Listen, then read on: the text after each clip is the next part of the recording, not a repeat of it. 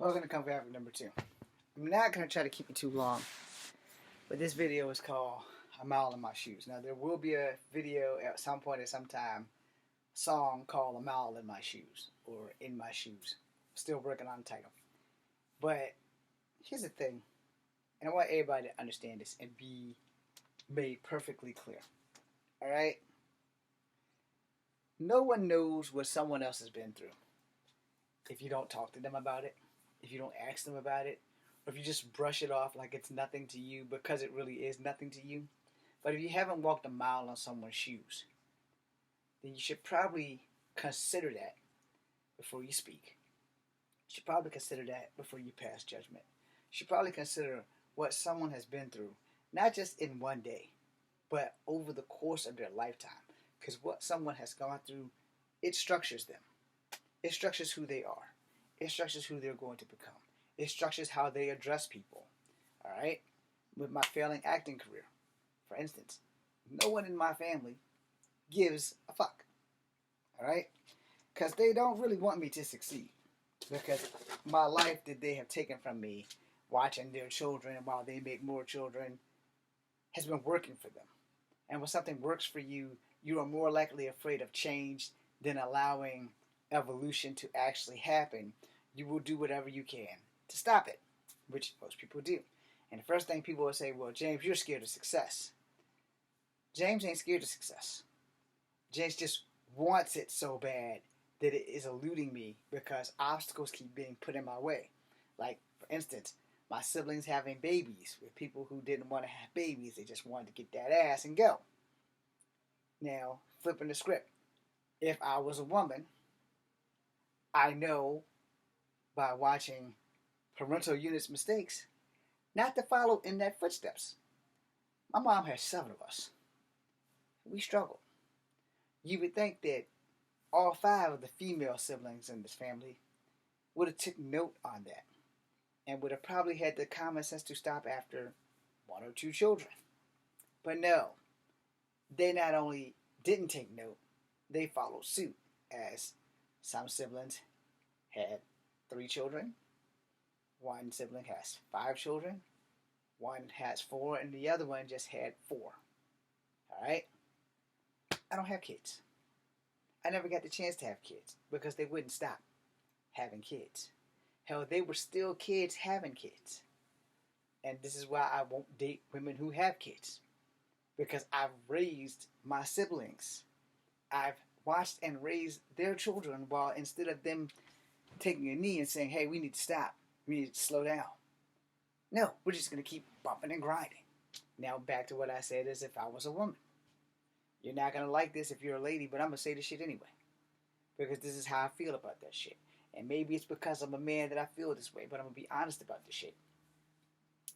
If you are a woman and you like fucking, but you don't want babies, fuck until your ovaries pop. But make sure that you tell this asshole that you with, we just fucking. We in a situationship where we fuck buddies. I don't want babies from you. I don't want to fall in love with you. I want what you got between your legs. Fuck me and then get the fuck out my house. Now, I'm a man, so if a woman tells me that, then we probably won't have sex more than 4 or 5 times. Because I catch feelings easy. Alright? And I don't want to go through that situation where I'm the only person in love because I was in love with a girl for 2 years. I was the only one in the relationship. I was the only one who didn't know. Her rings are over there. Alright? So, I'm just going to give them away except for the yin yang one. I don't know what the fuck I'm going to do with them. They're not really worth much. You know, what I could afford when I had 2 jobs. You know, like I said, they're not really worth much. Maybe $200 for one, but I got it on discount because I worked at the store.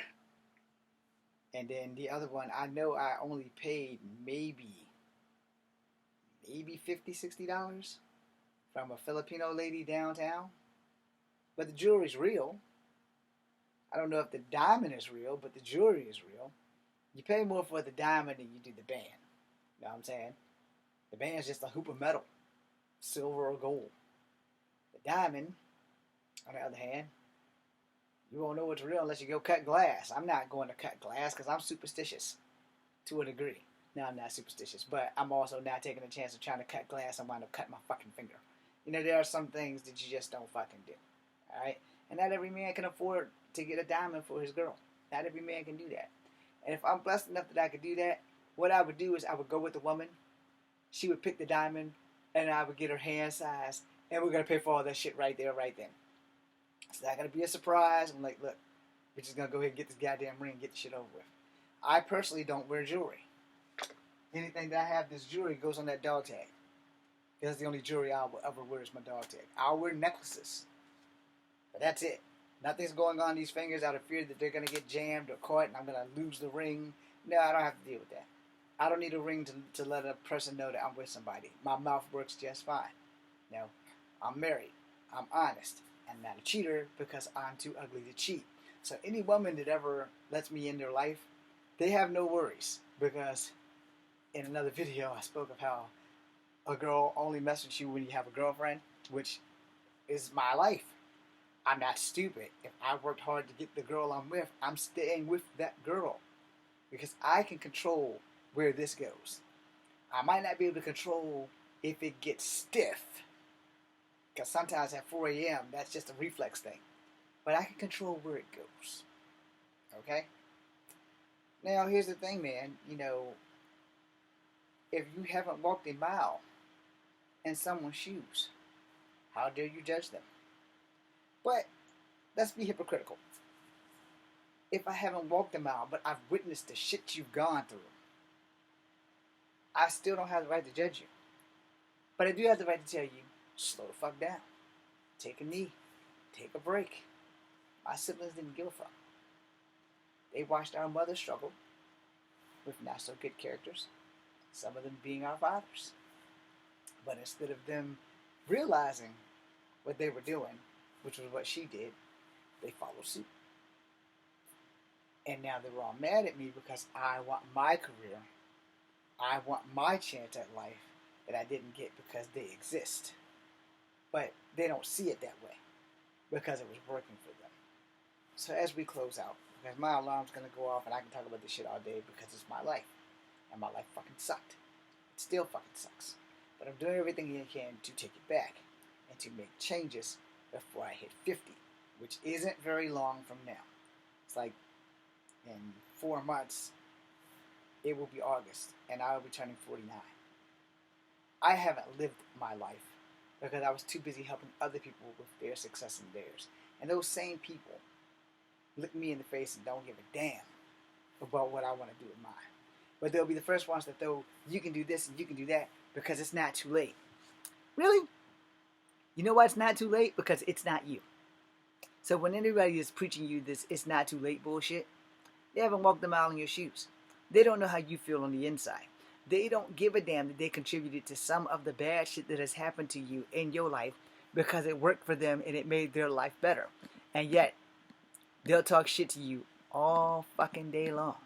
They have not walked 1 mile in your shoes and knowing that they are the cause, but don't want to take accountability. They don't want to cop to it. Yeah, you know, if we wouldn't have did this, if we wouldn't have did that, maybe Echo would have actually got to have the life he wanted. But we kept having all these kids. We kept job jumping. Somebody had to babysit because the baby daddies were behind the vertical bars for shit that is now legal. But no one listened. No one gave a fuck. And but 2 of us walked this mile in our shoes, which was my older sister and myself. Everybody else, oh, I'm pregnant. Oh, I'm pregnant. Oh, I'm pregnant. Kept bringing them. Now their children are having children. But respectfully, their children have not once come to me and said, you're going to watch my child. Leave the child there. Drive off and go make another one. But my siblings have done that. Preventing me from going to have a life, from going to have a wife, from going to have children. And then at 48 now, they're all smiling and laughing at my face because they have their own homes. They have beautiful children and some have grandchildren. And none of them look back and say, damn, we sure did rob our brother and our older sister of their lives. And none of them say, we're sorry. And none of them say, thank you. And none of them say, we're going to do better, we're going to try. None of them do that. They just smile in your face and do the same shit they've always done and think that that shit's okay. That being said, if you haven't walked a mile in someone else's shoes, why don't you ask them how their life is going before you judge them for what they don't have? Because you may be the reason why they don't have what they should have, or what they could have, and what they could have had, because they were too busy sacrificing their life to help you. I'm Echo Fang Grey Wolf. Be seeing you.